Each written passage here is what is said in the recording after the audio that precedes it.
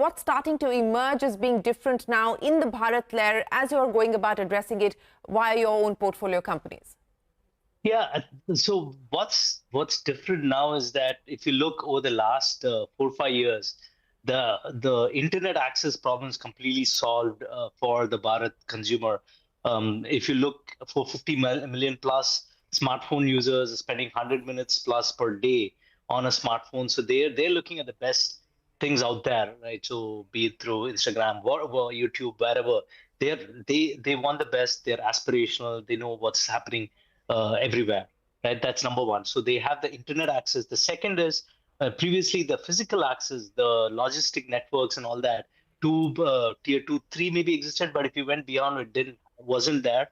And over the last 5, 6 years and a decade, perhaps like all that problem also has been addressed. And the third thing is the ability for them to transact online. So previously it had to be mostly through cash on demand, right? So, but right now, because of the UPI, ubiquitous nature of UPI, they are able to pay and purchase that. So these three, and for the top 30% of the rural population, if you look, the ability to spend is higher than the bottom 50% of urban. So that's not a very well-known fact. So it is a really exciting market that needs its own solutions.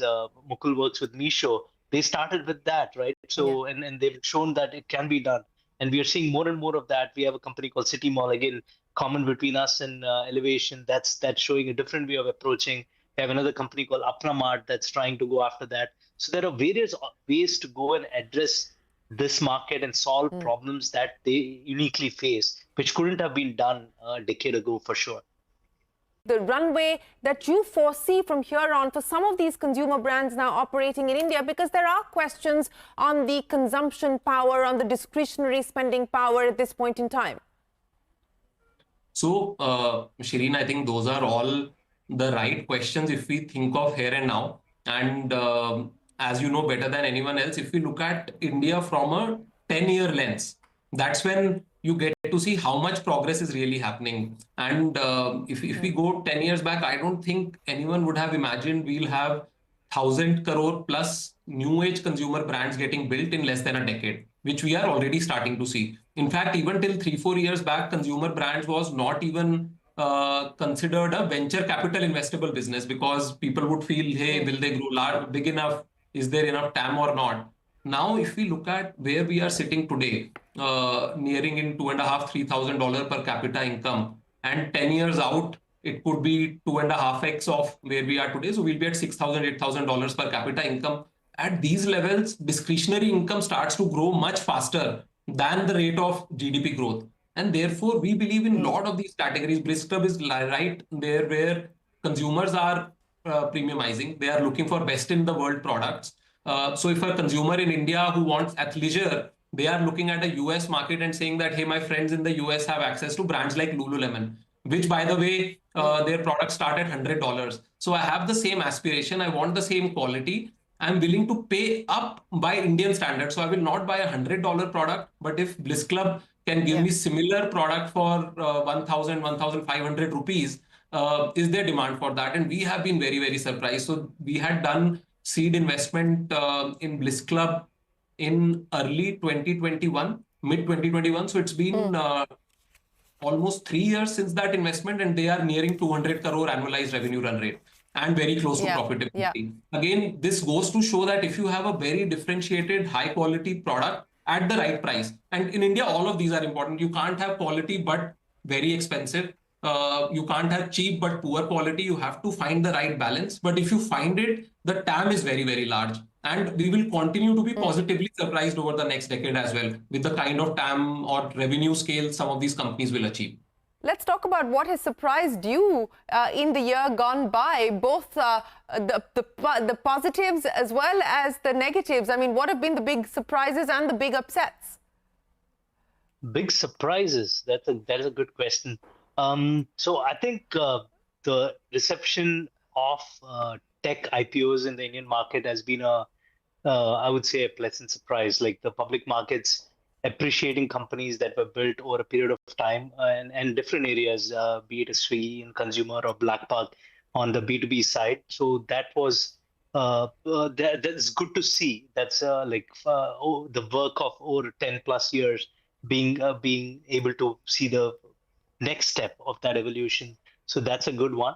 What can be better? I would say I'm like going back to my theme. I'd love to meet more and more founders building for Bharat or new age consumer platforms, AI, like any of these. Always as a VC looking to find good founders. I feel there's still there is some level of skepticism around building for Bharat. So hopefully people get over that. And I feel there could be a lot more high quality AI companies coming out of India because we have some of the best founder base here.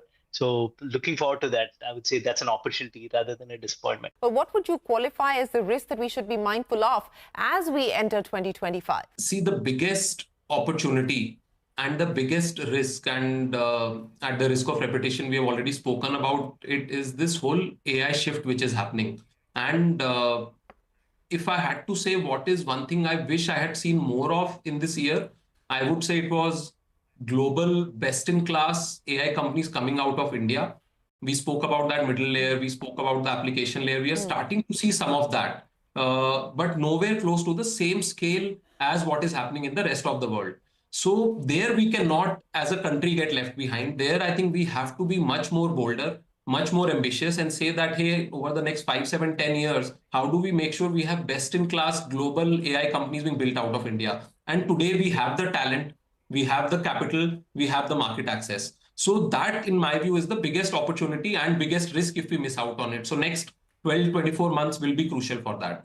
What's the likely impact of this domestic capital, which has been, which we've been waiting to be unlocked, finally starting to be unlocked? No, I feel that's really good to see more of the local, both entrepreneurs who've seen exits as well as people, other HNIs jumping into the startup side, both early stage as well as into pre-IPO and post-IPO.